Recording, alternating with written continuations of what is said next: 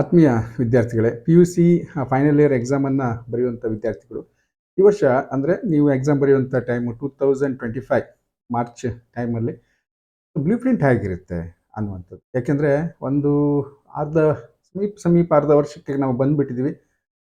ಈಗ ಯಾವ ರೀತಿ ನಾವು ರೆಡಿ ಆಗಬೇಕು, ಎಷ್ಟನ್ನು ಓದಬೇಕು, ಯಾವ ಚಾಪ್ಟರ್ನ ಸೆಲೆಕ್ಟ್ ಮಾಡಬೇಕು, ಹೋದ ವರ್ಷದ ಥರನೇ ಇರುತ್ತಾ, ಆ ರೀತಿ ಏನಾದರೂ ನಮಗೆ ಫೈನಲ್ ಬ್ಲೂ ಪ್ರಿಂಟ್ ಇದೆಯಾ? ಸೊ ಎಲ್ಲ ವಿಚಾರಗಳನ್ನು ಇವತ್ತು ಡಿಸ್ಕಸ್ ಮಾಡೋಣ.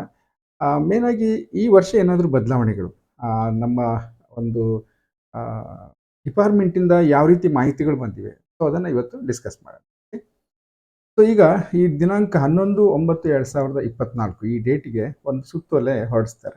ಕರ್ನಾಟಕ ಶಾಲಾ ಪರೀಕ್ಷೆ ಮತ್ತು ಮೌಲ್ಯ ನಿರ್ಣಯ ಮಂಡಳಿಯ ಮಲ್ಲೇಶ್ವರಂ ಬೆಂಗಳೂರು ಇಲ್ಲಿಯ ಒಂದು ಅಧ್ಯಕ್ಷರು ಮಾನ್ಯರು ಆ ಒಂದು ಸುತ್ತೋಲೆಯನ್ನು ನಮ್ಮ ಪ್ರಾಂಶುಪಾಲರಿಗೆ ಉಪನ್ಯಾಸರಿಗೆ ಸಂಬಂಧಪಟ್ಟು ಅದನ್ನು ಹೊರಡಿಸ್ತಾರೆ. ಅಲ್ಲೇನು ಹೇಳ್ತಾರೆ ಕೇಳಿದರೆ 2024-25 ಸಾಲಿಗೆ ದ್ವಿತೀಯ PUC ತರಗತಿಗಳಿಗೆ ಬೋಧಿಸುವ ಎಲ್ಲ ವಿಷಯಗಳ ಮಾದರಿ ಪ್ರಶ್ನೆ ಪತ್ರಿಕೆಗಳನ್ನು ಜಾಲತಾಣದಲ್ಲಿ ಪ್ರಕಟಿಸಲಾಗಿದ್ದು, ಕಾಲೇಜು ಹಂತದಲ್ಲಿ ಕೈಗೊಳ್ಳಬೇಕಾಗಿರುವ ಕ್ರಮಗಳ ಕುರಿತಂತೆ ಸೂಚನೆಗಳು. ಓಕೆ, ಈಗ ನೀವೇನು ಮಾಡ್ಬೋದು ಅಂದರೆ ಇಷ್ಟು ಹೇಳಿದರೆ ಸಾಕೇನೋ ಅಂತ ನೀವು ಅಂದ್ಕೊಳ್ಳೋದಾದರೆ ಆ ಲಿಂಕನ್ನು ನಾನು ಡಿಸ್ಕ್ರಿಪ್ಷನಲ್ಲಿ ಹಾಕ್ತೇನೆ. ಆ ಲಿಂಕನ್ನು ಕ್ಲಿಕ್ ಮಾಡಿದರೆ ನೀವು ನೇರವಾಗಿ ಆ ಒಂದು 3 ಪ್ರತಿ ವಿಷಯದ ಮೇಲೆ 3 ಬ್ಲೂ ಪ್ರಿಂಟ್ಗಳು 3 ಮಾಡೆಲ್ ಕ್ವಶನ್ ಪೇಪರ್ಗಳನ್ನು ಕೊಟ್ಟಿದ್ದಾರೆ. ಬಟ್ ಇಲ್ಲಿ ನಾವು ವಿಚಾರ ಮಾಡಬೇಕಾಗಿರೋ ಕೆಲವು ವಿಶೇಷ ಸಂಗತಿಗಳಿವೆ. ಅದನ್ನು ಡಿಸ್ಕಸ್ ಮಾಡಿಕೊಂಡು ನಾವು ಏನಾಗಬೇಕು, ಏನು ಬದಲಾವಣೆ ಆಗಿದೆ ಮತ್ತು ನಾವು ಯಾವ ರೀತಿ ರೆಡಿ ಆಗಬೇಕು ಅನ್ನೋದನ್ನು ಡಿಸ್ಕಸ್ ಮಾಡೋಣ. ಸೊ ಅಲ್ಲಿ ಏನು ಹೇಳ್ತಾರೆ ಕೇಳಿದರೆ 2024-25 ಸಾಲಿಗೆ ದ್ವಿತೀಯ PUC ತರಗತಿಗಳಿಗೆ ಬೋಧಿಸುವ ಎಲ್ಲ ವಿಷಯಗಳ ಮಾದರಿ ಪ್ರಶ್ನೆ ಪತ್ರಿಕೆಗಳನ್ನು ಪದವಿ ಪೂರ್ವ ಪಠ್ಯಕ್ರಮ ಬೋಧಿಸುವ ಉಪನ್ಯಾಸಕರುಗಳಿಂದ ತಯಾರಿಸಿ ಮಂಡಳಿಯ ಜಾಲತಾಣದಲ್ಲಿ ಲಭ್ಯಗೊಳಿಸಲಾಗಿದೆ. ಮಾದರಿ ಪ್ರಶ್ನೆ ಪತ್ರಿಕೆಗಳನ್ವಯ ವಿದ್ಯಾರ್ಥಿಗಳನ್ನು ಮುಂಬರುವ ಪರೀಕ್ಷೆಗಳಿಗೆ ಸಜ್ಜುಗೊಳಿಸಿ ಫಲಿತಾಂಶ ಉತ್ತಮಪಡಿಸಲು ಪ್ರಾಂಶುಪಾಲರು ಉಪನ್ಯಾಸಕರುಗಳು ಕಾಲೇಜು ಹಂತದಲ್ಲಿ ಕೆಳಕಂಡ ಕ್ರಮಗಳನ್ನು ಕೈಗೊಳ್ಳಲು ಸೂಚಿಸಿದೆ ಅಂತ ಅವ್ರು ಹೇಳ್ತಾರೆ. ಅಂದರೆ ಈಗ ಬದಲಾವಣೆ ಮಾಡಿದ್ದೀವಿ ಅಂತ ಇಂಡೈರೆಕ್ಟಾಗಿ ಹೇಳ್ತಾ ಇದ್ದಾರೆ. ಸೊ ಏನು ಬದಲಾವಣೆಯನ್ನು, ಯಾಕೆಂದರೆ ಇಲ್ಲಿ ಏನು ಮಾಡಿದ್ದಾರೆ ಅಂದರೆ ಒಂದು ಪಠ್ಯಕ್ರಮವನ್ನು ಬೋಧಿಸುವಂಥ ಉಪನ್ಯಾಸಕರು ಯಾರು ಪಾಠ ಮಾಡಿದ್ದಾರೆ ನಿಮಗೆ ಅಂಥವರಲ್ಲಿ ಕೆಲವರನ್ನು ಸೆಲೆಕ್ಟ್ ಮಾಡಿಕೊಂಡು ಮಾಡೆಲ್ ಪೇಪರ್ಗಳನ್ನು ಮಾಡಿದ್ದೀವಿ ವಿತ್ ಬ್ಲೂ ಪ್ರಿಂಟ್ ಅಂತ ಅವರು ಹೇಳ್ತಾ ಇದ್ದಾರೆ. ಓಕೆ, ಸೊ ನಾವೀಗ ಕೆಳಗಂಡ ಕ್ರಮಗಳನ್ನು ಕೈಗೊಳ್ಳಲು ಸೂಚಿಸಿದೆ ಅನ್ನೋದನ್ನು ನೋಡ್ತಾ ಹೋಗೋಣ. ಒಂದನೇದಾಗಿ ಏನು ಹೇಳ್ತಾರೆ ಅಂದರೆ, ಈ ಹಿಂದೆ ಲಿಖಿತ ಪರೀಕ್ಷೆಗೆ ಕೆಲವು ಕನ್ನಡ ಮೀಡಿಯಂ ಮಕ್ಕಳಿಗೆ ಸ್ವಲ್ಪ ಕಷ್ಟ ಆಗ್ಬೋದು. ಅದರ ರಿಟರ್ನ್ ಎಕ್ಸಾಮ್ ಲಿಖಿತ ಪರೀಕ್ಷೆಗೆ 100 ಅಂಕಗಳ ಪ್ರಶ್ನೆ ಪತ್ರಿಕೆಯನ್ನು ಉತ್ತರಿಸಲು ಪರೀಕ್ಷೆಯಲ್ಲಿ 3 ಗಂಟೆ 15 ನಿಮಿಷಗಳ ಕಾಲಾವಕಾಶ ನೀಡಲಾಗುತ್ತಿತ್ತು. ಅಂದರೆ ಈ ಥಿಯರಿ ಎಕ್ಸಾಮ್ಗೆ ನಿಮಗೆ ಸ್ಪೆಷಲಿ ನನ್ನ ಚಾನಲ್ ಇರುವಂಥ ಸೈನ್ಸ್ ಮಕ್ಕಳು ಬಿಟ್ಟು ನಾನು ಮಾತಾಡೋದಾದರೆ ಉಳಿದಂಥ ಎಲ್ಲ ಕಾಮರ್ಸ್ ಆರ್ಟ್ಸ್ ಎಲ್ಲ ಮಕ್ಕಳು ಬೇರೆ ಬೇರೆ ಸಬ್ಜೆಕ್ಟ್ಗಳೆಲ್ಲ 100 ಅಂಕಕ್ಕೆ ಅಂದರೆ 100 ಮಾರ್ಕ್ಸಿನ ಕ್ವಶನ್ ಪೇಪರನ್ನು ರೆಡಿ ಮಾಡ್ತಾಯಿದ್ರು. ಅದಕ್ಕೆ 3 ಗಂಟೆ 15 ನಿಮಿಷ ಪ್ಲಸ್ ಇಲ್ಲಿ ಈ 70-80 ಅಂಕಗಳ ಪ್ರಶ್ನೆ ಪತ್ರಿಕೆಗೆ ಉತ್ತರಿಸಬೇಕಾಗಿರುವಂಥ ಪರಿಸ್ಥಿತಿ ನಿರ್ಮಾಣ ಆಗಿದೆ ಈ ವರ್ಷದಿಂದ. ಯಾಕೆಂದರೆ ಹೋದ ವರ್ಷವೂ ಬಿಡಿ ಸೈನ್ಸ್ನವರು ತುಂಬ ಒಂದು 3-4-5-6 ವರ್ಷಗಳಿಂದ 70 ಅಂಕಗಳಿಗೆ ಬರೀತಾ ಇದ್ದಾರೆ. ಇಷ್ಟು ಸಮಯ ಬೇಕಾಗಿಲ್ಲ. ನೋಡಿ ಮುಂದೇನು ಹೇಳ್ತಾರೆ, ಈಗ ಗರಿಷ್ಠ 70 ಈ ಪ್ರಾಕ್ಟಿಕಲ್ ಇರುವಂಥ ವಿಷಯಗಳು, 80 ಪ್ರಾಕ್ಟಿಕಲ್ ಇಲ್ಲದೆ ಇರುವಂಥ ವಿಷಯಗಳು, ಒಟ್ಟು 100 ಅಂಕ 2 ಅಂಕಗಳ ಪ್ರಶ್ನೆ ಪತ್ರಿಕೆಗೆ ಉತ್ತರಿಸಬೇಕಾಗಿರುವುದರಿಂದ ಲಿಖಿತ ಪರೀಕ್ಷಾ ಅವಧಿಯನ್ನು ಅಂದರೆ ನೀವು ಎಕ್ಸಾಮ್ ಬರೆಯುವಂಥ ಸಮಯವನ್ನು ಲಿಖಿತ ಪರೀಕ್ಷಾ ಅವಧಿಯನ್ನು 3 ಗಂಟೆಗೆ ನಿಗದಿಪಡಿಸಲಾಗಿದೆ. ಸೊ 15 ನಿಮಿಷ ಕಟ್ ಮಾಡಿದ್ದಾರೆ, 3 ಗಂಟೆಗೆ ನಿಗದಿಪಡಿಸಲಾಗಿದೆ. ಈ 3 ಗಂಟೆಲಿ ಏನು ಹೇಳ್ತಾರೆ ಕೇಳಿದರೆ, ವಿದ್ಯಾರ್ಥಿಗಳು ಪ್ರಶ್ನೆ ಪತ್ರಿಕೆಯನ್ನು ಓದಿಕೊಳ್ಳಲು 15 ನಿಮಿಷಗಳ ಕಾಲಾವಕಾಶ ಮೊದಲಿತ್ತು. ಪ್ರಶ್ನೆ ಪತ್ರಿಕೆ ಓದ್ಕೊಳ್ಳಿಕ್ಕೆ ಅಂತಲೇ 15 ನಿಮಿಷ. ಏನಂದರೆ ಆ ಟೈಮಲ್ಲಿ ನಿಮ್ಮ ಹತ್ರ ಉತ್ತರ ಪತ್ರಿಕೆ ಇರೋದಿಲ್ಲ. ಉತ್ತರ ಪತ್ರಿಕೆ ನಿಮ್ಮ ಹತ್ರ ಆ 15 ನಿಮಿಷದಲ್ಲಿ ಇರೋದಿಲ್ಲ. ಓದ್ಕೊಳ್ಳಿಕ್ಕೆ ಅಂತ 15 ನಿಮಿಷಕ್ಕೆ ನಿಮಗೆ ಪ್ರಶ್ನೆ ಪತ್ರಿಕೆ ಕೊಡ್ತಾಯಿದ್ರು, ಈಗಲೂ ಉಂಟು ಅದು. ಸೊ ಹಾಗಾಗಿ ನಿಮ್ಗೆ ಉತ್ತರಿಸಲು ಅಂದರೆ ಪ್ರಶ್ನೆಗೆ ಆನ್ಸರ್ ಪೇಪರಲ್ಲಿ ಬರೀಲಿಕ್ಕೆ ನಿಮಗೆ 2.25 ಗಂಟೆ 2 ಗಂಟೆ 45 ನಿಮಿಷಗಳ ಕಾಲಾವಕಾಶವನ್ನು ನೀಡಲಾಗಿದೆ. ಸೊ ಇಲ್ಲಿ 15 ನಿಮಿಷ ನಿಮಗೆ ಬರೀಲಿಕ್ಕೆ ಕಟ್ಟಾಗಿದೆ, 15 ನಿಮಿಷ ಓದಲಿಕ್ಕಿರೋದು ಹಾಗೆ ಉಳ್ಕೊಂಡಿದೆ. ಅಂದರೆ ಅರ್ಥ ಆಗುತ್ತೆ ಅನ್ಕೋತೀನಿ ನಿಮಗೆ. ಸೊ ಇದೊಂದು ಮಾರ್ಪಾಡನ್ನು ಈ ವರ್ಷದಿಂದ ಮಾಡಿದ್ದಾರೆ ಅಂತೇಳಿ. ಮುಂದೆ ಏನು ಹೇಳ್ತಾರೆ ಅಂದರೆ, NSQF ಮತ್ತು ಹಿಂದೂಸ್ತಾನಿ ಸಂಗೀತ ವಿಷಯಗಳಲ್ಲಿ 60 ಅಥವಾ 40 ಅಂಕಗಳ ಪ್ರಶ್ನೆ ಪತ್ರಿಕೆಗಳಿಗೆ ಉತ್ತರಿಸಬೇಕಾದ ಅವಧಿಯನ್ನು ಈ ಹಿಂದಿನಂತೆ ಅಂದರೆ ಇದಕ್ಕೂ ಹಿಂದಿನ ವರ್ಷದಲ್ಲಿ ಏನು 2.5 ಗಂಟೆ ಕೊಡ್ತಾಯಿದ್ರು, ಸೊ ಅದನ್ನು ಕಂಟಿನ್ಯೂ ಮಾಡಿದ್ದಾರೆ. ಆ ಒಂದು ಸಬ್ಜೆಕ್ಟನ್ನು ಬರೆಯುವಂಥವರಿಗೆ ಇದು ಅರ್ಥ ಆಗುತ್ತೆ ಅನ್ಕೋತೀನಿ. ಮುಂದಕ್ಕೆ ಪರೀಕ್ಷಾ ದಿನಗಳಂದು ಪರೀಕ್ಷೆಯನ್ನು ಬೆಳಗಿನ ಅವಧಿಯಲ್ಲಿ ಬೆಳಗ್ಗೆ 10 ಗಂಟೆಯಿಂದ ಮಧ್ಯಾಹ್ನ 1 ಗಂಟೆ, ಒಂದು ವೇಳೆ ಮಧ್ಯಾಹ್ನ ಆಗಿದ್ರೆ 2 ಗಂಟೆಯಿಂದ 5 ಗಂಟೆ. ಇದು ಟೈಮ್ ಟೇಬಲ್ ಸೆಟ್ ಮಾಡುವಂಥವರಿಗೆ ನಿಮ್ಗೆ ಅಂಥ ಡಿಫ್ರೆನ್ಸ್ ಆಗಲಿಕ್ಕಿಲ್ಲ ಈ ವಿಷಯ. ಯಾಕಂದರೆ 3 ಗಂಟೆ ನಿಮ್ಗೆ ಟೈಮ್ ಕೊಡ್ತೀವಿ ನಾವು ಎಕ್ಸಾಮ್ ಟೈಮ್ ಟೇಬಲಲ್ಲಿ. ಬೆಳಗಿನ ಅವಧಿ ಆದರೆ 10 ಗಂಟೆಯಿಂದ 1 ಗಂಟೆ, ಮಧ್ಯಾಹ್ನದ ಅವಧಿ ಆದರೆ 2 ಗಂಟೆಯಿಂದ 5 ಗಂಟೆ ಅಂತೇಳಿ ಆ ಟೈಮನ್ನು ಫಿಕ್ಸ್ ಮಾಡ್ತಾರೆ. ಓಕೆ, ಮುಂದಕ್ಕೆ ಹೋಗೋಣ. ನೋಡಿ, ಪ್ರತಿ ವಿಷಯದ ಪ್ರಶ್ನೆ ಪತ್ರಿಕೆಯಲ್ಲಿ ವಿದ್ಯಾರ್ಥಿಗಳು ಉತ್ತರಿಸಬೇಕಾದ ಗರಿಷ್ಠ ಅಂಕಗಳ 50% ಅಂಕಗಳಿಗೆ ಆಯ್ಕೆ ಪ್ರಶ್ನೆಗಳನ್ನು ನೀಡಲಾಗಿದೆ. ಸೊ ಕನ್ನಡ ಸೆಂಟೆನ್ಸು ನಿಮ್ಗೆ ಸ್ವಲ್ಪ ಕಷ್ಟ ಆಗುತ್ತೆ ಗೊತ್ತು. ಅಂದರೆ ಅವ್ರು ಹೇಳ್ತಾ ಇರೋದು ಏನು ಕೇಳಿದರೆ, ನಿಮಗೆ ಪ್ರತಿ ವಿಷಯದ ಪ್ರಶ್ನೆ ಪತ್ರಿಕೆಯಲ್ಲಿ ಯಾವುದು ಇರ್ಬೋದು, ಸೈನ್ಸ್ ಇರ್ಬೋದು, ಕಾಮರ್ಸ್ ಇರ್ಬೋದು, ಆರ್ಟ್ಸ್ ಇರ್ಬೋದು, ಎಲ್ಲ ವಿಷಯಗಳ ಪ್ರಶ್ನೆ ಪತ್ರಿಕೆಯಲ್ಲಿ 50% ಚಾಯ್ಸ್ ಕೊಟ್ಟಿದ್ದೀವಿ ಅಂತ ಹೇಳ್ತಾರೆ.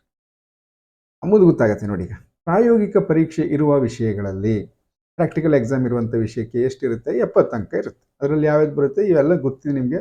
ಫಿಸಿಕ್ಸ್ ಇರ್ಬೋದು, chemistry, biology, electronics, computer science, home science. So ಈ ಥರ ಪ್ರಾಕ್ಟಿಕಲ್ ಇರುವಂಥ ವಿಷಯಗಳಿಗೆ 70 ಅಂಕಗಳು ಥಿಯರಿ, ಗರಿಷ್ಠ ಅಂಕಗಳು. ಗರಿಷ್ಠ ಅಂದರೆ ನೀವು ಬರೀಬೇಕಾಗಿರೋದು 70 ಅಂಕಗಳಿಗೆ. ಅದರಲ್ಲಿ 35 ಅಂಕಗಳನ್ನು ಏನು ಮಾಡ್ತೀವಿ, ಕನ್ನಡದಲ್ಲಿ ಆಯ್ಕೆ ಅಂತ ಹೇಳ್ತಾರೆ, ಇಂಗ್ಲೀಷ್ನಲ್ಲಿ ಚಾಯ್ಸ್ ಅಂತ ಹೇಳ್ತಾರೆ. ಸೊ 35 ನಿಮಗೆ ಎಕ್ಸ್ಟ್ರಾ ಮಾರ್ಕ್ಸಿನ ಕ್ವಶನ್ಸ್ಗಳು ಅದರಲ್ಲಿ ಇರ್ತವೆ ಅಂತೇಳಿ. ಹಾಗೆ ಪ್ರಯೋಗರಹಿತ ವಿಷಯಗಳಲ್ಲಿ, ಈಗ ಪ್ರಯೋಗರಹಿತ ವಿಷಯಗಳು ಅಂದಾಗ NSQF ಮತ್ತು ಹಿಂದೂಸ್ತಾನಿ ಸಂಗೀತವನ್ನು ಬಿಟ್ಟು ಉಳಿದದ್ದು ಗಣಿತ ಇರ್ಬೋದು, ಅಥವಾ ಕಾಮರ್ಸಿನ ಸಬ್ಜೆಕ್ಟ್ಗಳಿರ್ಬೋದು, ಆರ್ಟ್ಸಿನ ಸಬ್ಜೆಕ್ಟ್ಗಳಿರ್ಬೋದು. ಸೊ ಅಲ್ಲಿ 80 ಅಂಕ ಗರಿಷ್ಠವಾಗಿ ನೀವು ಬರಿಬೇಕಾಗಿರುವಂಥದ್ದು. ಅದರಲ್ಲಿ 40 ಅಂದರೆ 50%, 40 ಅಂಕಗಳ ಒಂದು ಚಾಯ್ಸನ್ನು ಕೊಡ್ತೀವಿ, ಅದು ಪ್ರಶ್ನೆ ಪತ್ರಿಕೆಯಲ್ಲಿ ಇರ್ತವೆ ಅಂತ ಅವ್ರು ಹೇಳ್ತಾ ಇದ್ದಾರೆ. ಇದು ನನಗೆ ಹೇಳಿದಾಗೇನು ಹೊಸದಂತ ಅನಿಸ್ಬೋದು, ಬಟ್ ಏನಿಲ್ಲ, ಲಾಸ್ಟ್ ಟೈಮ್ ಇದೇ ಏನಿತ್ತಲ್ವ ಈಗೂ ಅದೇ ಇದೆ, ಅದರಲ್ಲಿ ಯಾವುದೇ ಬದಲಾವಣೆ ಇಲ್ಲ ಅನ್ನೋದು. ಓಕೆ, ಪ್ರತಿ ಮಾದರಿ ಪ್ರಶ್ನೆ ಪತ್ರಿಕೆಯ ಪ್ರತ್ಯೇಕ ನೀಲನಕ್ಷೆ ಅಂದರೆ ಬ್ಲೂ ಪ್ರಿಂಟ್ ಹೊಂದಿದ್ದು, ಈ ನೀಲನಕ್ಷೆಗಳು ಕೊಟ್ಟಿರುವ ಮಾದರಿ ಪ್ರಶ್ನೆ ಪತ್ರಿಕೆಗಳಿಗೆ ಮಾತ್ರ ಸೀಮಿತವಾಗಿರ್ತದೆ. ಇಲ್ಲಿ ನಮಗೆ ಬದಲಾವಣೆ ಎದ್ದು ಕಾಣಿಸ್ತಾ ಇದೆ. ನೀಲನಕ್ಷೆಯು ಒಂದೇ ವಿಷಯದ ಬೇರೆ ಬೇರೆ ಪ್ರಶ್ನೆ ಪತ್ರಿಕೆಗಳಿಗೆ ಬೇರೆ ಬೇರೆ ಆಗಿರ್ತದೆ. ಮಕ್ಕಳ ಇಲ್ಲಿ ಈಗ ಏನಾಯಿತು ಕೇಳಿದರೆ, ನಮ್ಗೆ ಈಗಾಗಲೇ 3 ಮಾಡೆಲ್ ಪೇಪರ್ಗಳು ವಿತ್ 3 ಡಿಫ್ರೆಂಟ್ ಬ್ಲೂ ಪ್ರಿಂಟನ್ನು ಕೊಟ್ಟಿದ್ದಾರೆ. Different blue print. ಹಾಗಾದರೆ ಮತ್ತು ಈ ಸೆಂಟೆನ್ಸ್ ಏನು ಹೇಳ್ತಾ ಇದೆ ಅಂದರೆ, ಪ್ರತಿ ಮಾದರಿ ಪ್ರಶ್ನೆ ಪತ್ರಿಕೆಯು ಪ್ರತ್ಯೇಕ ನೀಲನಕ್ಷೆ. ಓಕೆ, ನೀವು ಕೊಟ್ಟಿರೋದು ಬೇರೆ ಬೇರೆ 3 different blue print, different question paper ಕೊಟ್ಟಿದ್ದೀರಿ. ಆದರೆ ಈ ನೀಲನಕ್ಷೆಗಳು ಕೊಟ್ಟಿರುವ ಮಾದರಿ ಪ್ರಶ್ನೆ ಪತ್ರಿಕೆಗಳಿಗೆ ಮಾತ್ರ ಸೀಮಿತವಾಗಿರ್ತದೆ. ಹಾಗಾದರೆ ಅಲ್ಲಿ 3 ಮಾಡೆಲ್ ಪೇಪರ್ ಏನು ಕೊಟ್ಟಿದ್ದಾರೆ ಅದಕ್ಕೆ ಮಾತ್ರ ಆ ಬ್ಲೂ ಪ್ರಿಂಟ್. ಸರಿಯಾಗಿ ಕೇಳಿಸ್ಕೊಳ್ಳಿ, 3 ಮಾಡೆಲ್ ಪೇಪರ್ ಕೊಟ್ಟಿದ್ದಾರಲ್ಲ, ಆ 3 ಮಾಡೆಲ್ ಪೇಪರ್ಗಳಿಗೆ 3 ಬ್ಲೂ ಪ್ರಿಂಟ್ಗಳನ್ನು ಕೊಟ್ಟಿದ್ದಾರೆ. ಆ 3 ಬ್ಲೂ ಪ್ರಿಂಟ್ಗಳು ಅಲ್ಲಿಗೆ ಮಾತ್ರ ಸೀಮಿತ. ನಾಳೆ ನಿಮ್ಗೆ ಯಾವುದೇ ಎಕ್ಸಾಮ್, ಪ್ರಿಪರೇಟರಿ ಎಕ್ಸಾಮ್ ಇರ್ಬೋದು, ಆ್ಯನ್ಯುವಲ್ ಎಕ್ಸಾಮ್ ಇರ್ಬೋದು, ಅಲ್ಲಿ ಪೇಪರನ್ನು ತೆಗೆಯುವಂಥವ್ರು ಒಂದು ಬ್ಲೂ ಪ್ರಿಂಟನ್ನು ಮಾಡ್ಕೋತಾರೆ. ಹಾಗೆ ಏನೇನೋ ಬದಲಾವಣೆ ಆಗೋದಿಲ್ಲ.